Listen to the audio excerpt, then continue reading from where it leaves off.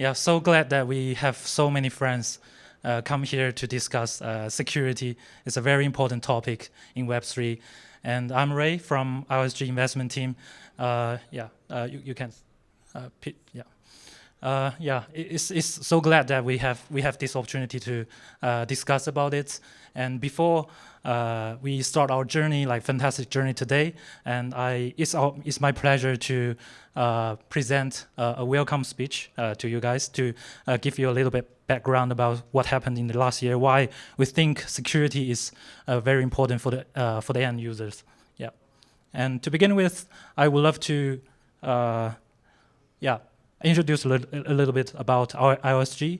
So we are a crypto fund that was founded in 2017, and over like last 6 years, we invest over 100 portfolios.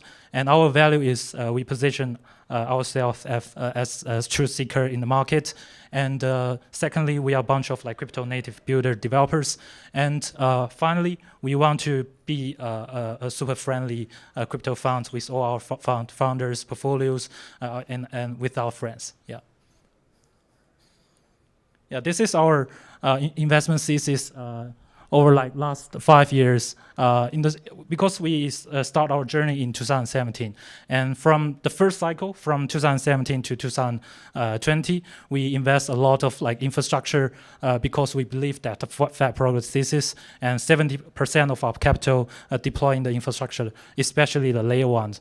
We were one of the largest investor of Polkadot and Near in Asian area back then, and after that we started to put more energy in researching and investment in middleware stacks and DeFi infrastructure, and we also have like so many beautiful portfolios. We also learn a lot of knowledge from our founders, like portfolio founders. Yeah.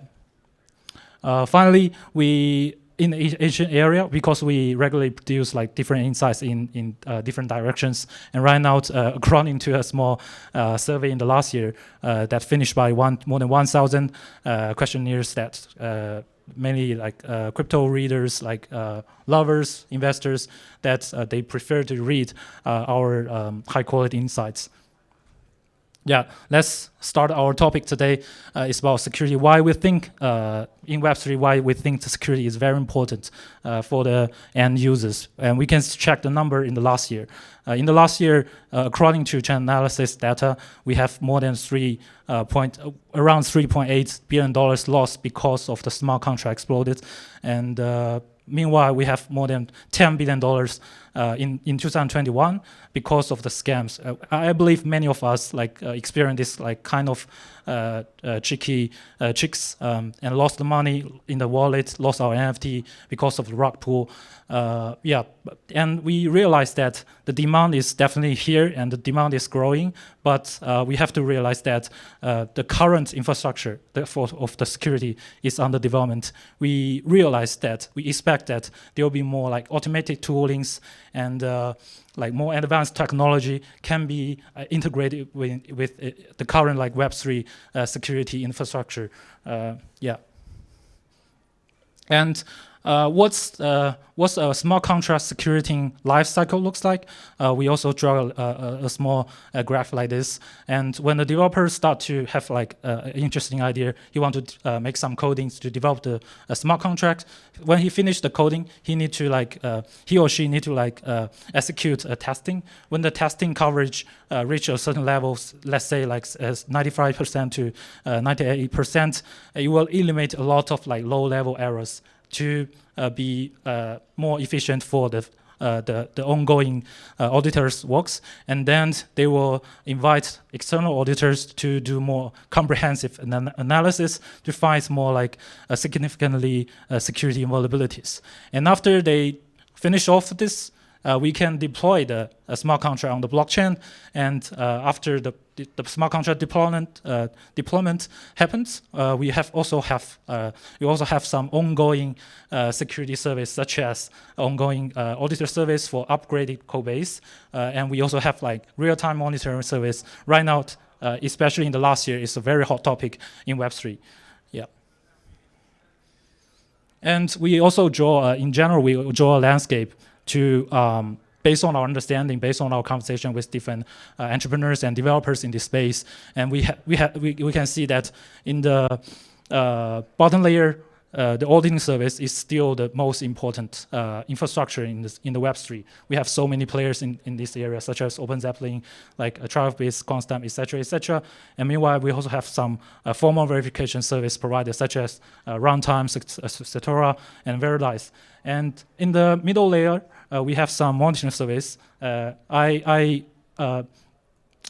generally separate them based on their different business model, because based on their different product models into 3 different small directions. The first one is like the Blowfish, like Forta, like Go Plus. They provide the API service for those like project size. And the second type of direction is more focused on like using a front end, user front end, and to provide a user interface. For example, we invest Wallet Guard in the first at the early stage of in this year, and they are building up a very interesting product that you can download the extension on the Chrome and help you to monitor detect the suspicious like website or transaction behavior, this kind of patterns, like help you to detect this kind of things, which is a headache for the end users to deal with. And final one is some like developer-based security toolings, such as Tendling. And on the above level, we also have some interesting directions, such as like compliance service, channel analysis dominate the place, and we have some risk simulations, such as Groundlate. They provide a service for Uniswap like Maker, like Compound, to simulate the risk of the DeFi protocol. And finally, we have some bug bounties. We invest Hex Finance in these directions. Yeah, so in general, we have some thesis in security. We super bullish in these 3 directions. The first one, definitely auditing. We think that the demand is still cannot be satisfied in this space. We still have so many potential new developers will be coming, especially for ZK rollups, like for those like OP rollups. And we believe that in this year, in the next year, ZK auditing will be a hot topic. Like doing the ZK for those doing the auditing for those like ZK circuits. And second layer, we have formal verification. We lead invest runtime verification in 2021, and they have like advanced technology in formal verification, which is has been used in many like several like industry, traditional industry, such as aerospace, such as chip manufacturing. And the logic to utilize this advanced technology is that we expect when the blockchain complexity, the level of complexity of the blockchain and the smart contract improve, we expect that the cost of error will be improved significantly. And then we expect that this kind of more advanced technology could be commonly used back after that. Yeah, finally, we focus some new research in monitoring service, and because, like I just mentioned, end users keep losing their assets because some like scammies attacks. Yeah. Finally, I will briefly introduce our important portfolio in this space. We lead invest in runtime verification in 2021. Like I just said, we think they have like unique technology in this space. They developed the K framework, which is like more scalable, more efficiency kind of toolings compared with the formal framework. And meanwhile, they have like this K EVM can let the smart contract can be verified in the bytecode level, which is amazing. But we have to realize that in this space, there are still some problems. For example, we realize that the cost of labor is still very is hard to resolve, because to writing the specification of a program, it still needs like high level skills for the entrepreneurs, like for the employees. Yeah, that's, I think, is one problem that this directions player keeps resolving to develop more like automated tools. And secondly, we lead invest Hexens in the last year, and we think what they are doing is also very interesting. They are more product oriented, and they developed a product called Cestria, and which can be seen as like QL in this space, and which most flexible than many others like static analyzers. And meanwhile, they have like good control of the cost that let them realize the higher gross margin in a very short term. Yeah. Finally, we invest. Like WalletGuard is it's also a very interesting product. I also personally use it, started to use it. I also download some other similar products to help me to defend those like scammies, like suspicious websites, phishing, honeypots, like to detect when I purchase an NFT. I want to know if there is any like backdoor logic in the smart contract. Yeah. And they also doing well, especially I feel especially for their like feedback from their to provide a very user-friendly assets to let the end users to report false positive, which is a popular problem for these directions products. Yeah. Yeah. In short, there's end was I want to share. With us, I think the end was is that security is more like a process. It's not a simple product.